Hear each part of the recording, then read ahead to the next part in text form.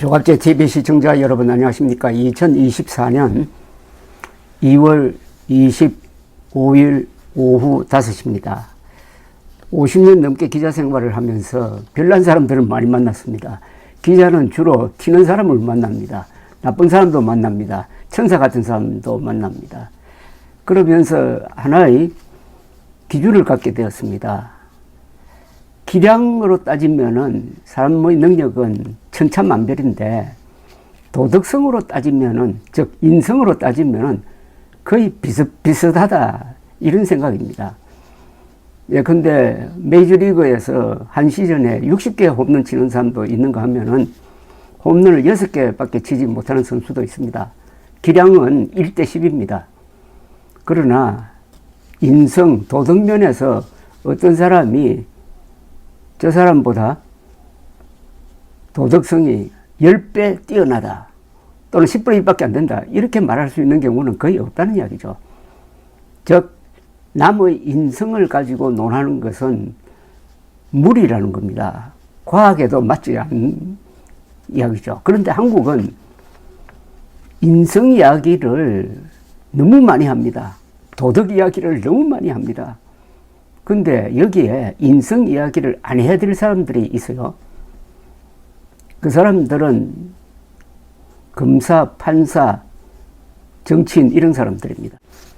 예, 근데 당신은 사기를 쳤으니까 징역 5년에 처한다고 했을 때 그 사람이 사기꾼이니까 징역 5년에 처하는 게 아닙니다. 그 사람의 행위가 징역 5년에 해당하니까 그렇게 하는 겁니다. 인간을 벌 주는 게 아닙니다. 그 사람의 죄를 벌 주는 겁니다.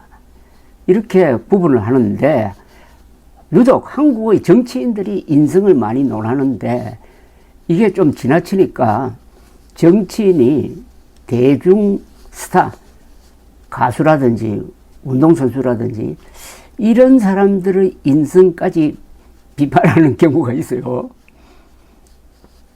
이게 좀 무리입니다.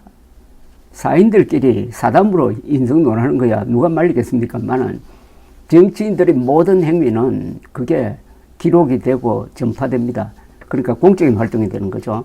정치인이 인성을 논할 때는 조심해야 된다는 말씀을 드리려고 합니다. 특히 정치인이 대중 스타의 인성을 논하는 것은 그 자체로서 매우 위험합니다.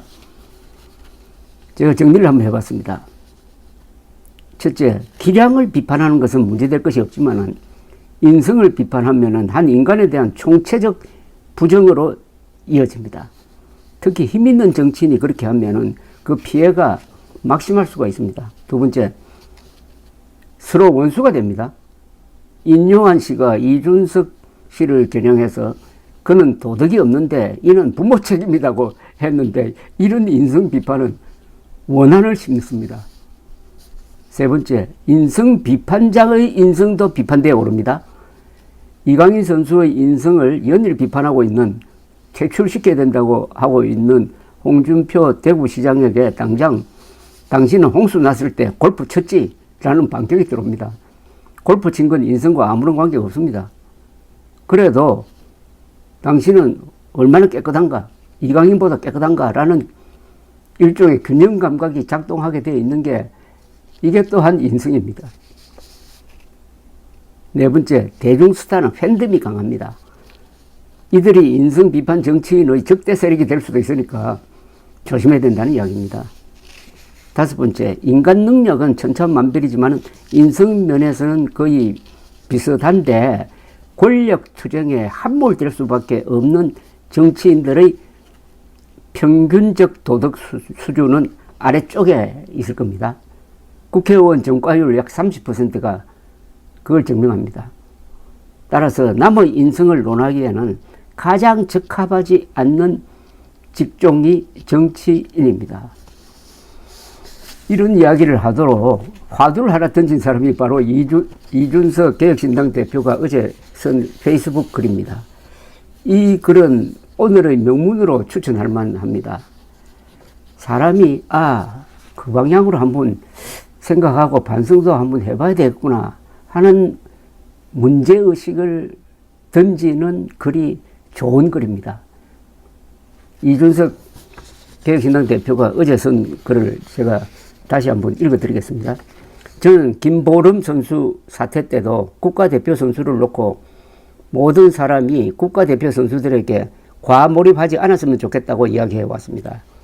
우리가 최근에 보는 단면은 아마 이강인, 손흥민 두 선수가 가진 것의 0.1%도 안 되는 부분일 겁니다.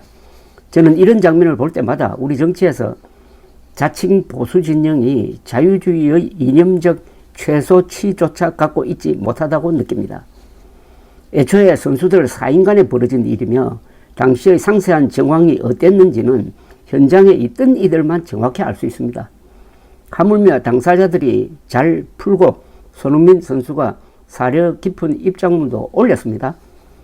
축구협회 비판을 하시는 것이야 자유이지만 정치인이 나서 이렇게 줄기차게 선수 개인의 인성을 운운하는 것은 사태를 악화시킬 뿐입니다.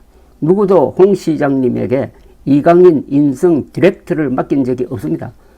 이강인 선수에게도 손흥민 선수에게도 그리고 모든 국가대표 선수들에게도 좋지 않습니다. 국가대표의 자리는 영광스러운 자리입니다. 그러나 동시에 저는 해당 분야에서 가장 뛰어난 분들이 나라를 대표하여 분투하는 모습에 고마운 마음을 느낍니다. 애초에 누가 누군가를 훈계하고 가르치고 조롱할 수 있는 관계가 아닙니다. 누구의 잘못이 더 큰가 왈가왈부하기 이전에 이강인 선수, 손흥민 선수 모두 소중한 대한민국 영웅들입니다. 국민의 한 사람으로서 앞으로 더 멋진 경기를 펼쳐주길 바랄 뿐입니다. 성숙은 각자 알아서 하면 되는 일입니다. 저는 두 선수 모두 응원하고 국가대표로 자신의 기량을 뽐낼 수 있었으면 좋겠습니다. 이 짧은 글에 제가 밑줄 친 부분이 몇 줄 있습니다. 이 대목.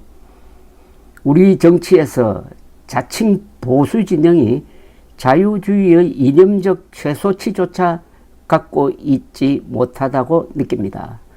자유민주 세력을 보통 보수 세력이라고 부르는데 이들이 지켜야 할 가장 중요한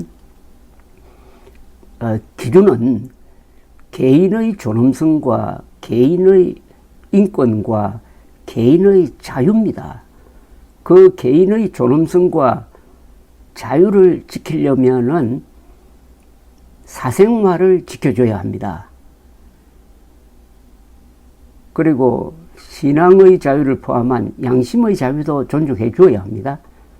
그런데 자유주의자라는 사람이, 자칭 보수라는 사람이 그것을 아예 무시하고 상대방의 인격적 총체를 부정하는 인성 비판을 하면은 과연 자유주의자가 맞느냐 하는 문제 제기입니다. 이거는 우리 보수 진영의 어떤 문제에 대한 본질적인 질문이라고 볼 수가 있습니다. 또 한 줄 제가 밑줄 친 부분이 있습니다.